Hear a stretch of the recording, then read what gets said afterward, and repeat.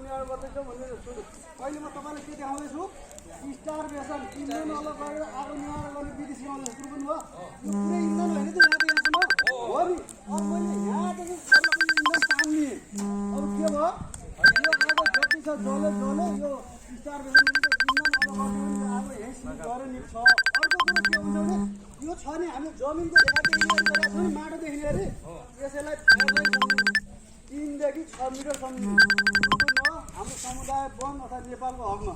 अब नेपाल र भारतको हकमा के हुन्छ, 6 देखि 30 मिटरको हुन्छ। पूर्वमा इन्डिया र भारतको अग्नि रेखा क्या, पूर्वमा फायर लाइन त्यतिसम्म हुन्छ।